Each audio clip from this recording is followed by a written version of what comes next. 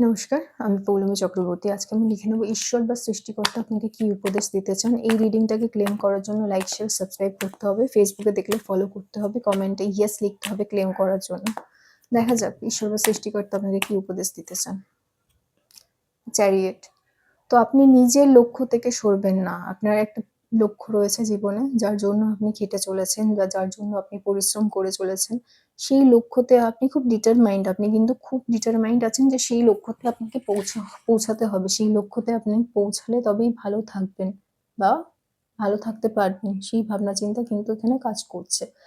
আর আপনি তখনই ভালো থাকবেন যখন আপনি সেই শুধুমাত্র লক্ষ্যটার উপরেই কাজ করবেন। আমি দেখছি আপনি কিন্তু খুব খুশি। এটা কিন্তু আমি দেখছি একটা সেলিব্রেট করার মতো একটা কোনো এমন কিছু একটা আপনার লক্ষ্য যেটা আপনাকে আনন্দ দেবে, আপনার জীবনে খুশি দেবে, সেরকম কিন্তু চিন্তাভাবনা এখানে আমি দেখছি কাজ করছে। এবং সেই লক্ষ্যটা কিন্তু পূরণ হওয়ার সম্ভাবনা রয়েছে খুব শিগগিরই।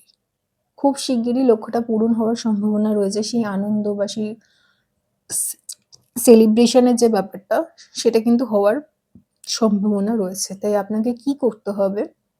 আপনাকে ফোকাস হয়ে নিজের লক্ষ্যের দিকে এগিয়ে যেতে হবে।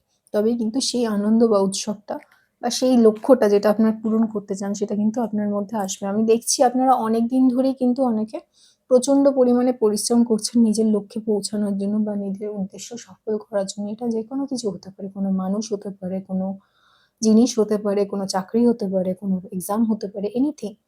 তো এই যে জিনিসটা যেটার পেছনে আপনি ছুটছেন বহুদিন ধরে এত পরিশ্রম করছেন বা এত কষ্ট আপনি সহ্য করছেন, রাইট? তো সেই যে জিনিসটা সেটা কিন্তু খুব তাড়াতাড়ি পূরণ হওয়ার সম্ভাবনা রয়েছে। আশেপাশের লোক আপনাকে অনেকেই বলবে যে, "কি হবে করে?" এই ধরনের কথাবার্তা কিন্তু বলবে আপনাকে ডিমোটিভেট করার জন্য। তারও কিন্তু আমি সম্ভাবনা দেখছি। এবং আপনার প্রচুর ডিস্ট্রাকশন আসবে। ঠিক আছে? প্রচুর ডিস্ট্রাকশন আসবে যেখানে আপনি পিছিয়ে পড়বেন বা পিছিয়ে পড়তে পারেন। তারও কিন্তু সম্ভাবনা রয়েছে। অনেক মানুষ হয়তো আপনাকে বলবে, "কি দরকার করার?" এরকম কিন্তু চিন্তাভাবনা আমি দেখছি। কিন্তু আপনি যদি তাদের কথায় থেমে যান, তাহলে কিন্তু আপনার লক্ষ্যটা কিন্তু পূরণ হবে না। যেটা খুব শীঘ্রই পূরণ হওয়ার সম্ভাবনা ছিল বা আছে, সেটা কিন্তু পূরণ হবে না। আরেকটা জিনিস সেটা হচ্ছে আপনি যত বেশি করে অন্যদের কথা, আশেপাশে যারা রয়েছে তাদের কথা কানে নেবেন না, তাদের কথায় মাথা ঘামাবেন না, তত তাড়াতাড়ি কিন্তু আপনি নিজের লক্ষ্যে পৌঁছাতে পারবেন। আর কি দ্য হারমিট, আমি দেখছি আপনার একা থাকাটা খুব দরকার। একাকিত্বটা আপনার জন্য খুব দরকার। আপনি নিজের লক্ষ্যে তখনই পৌঁছাবেন যখন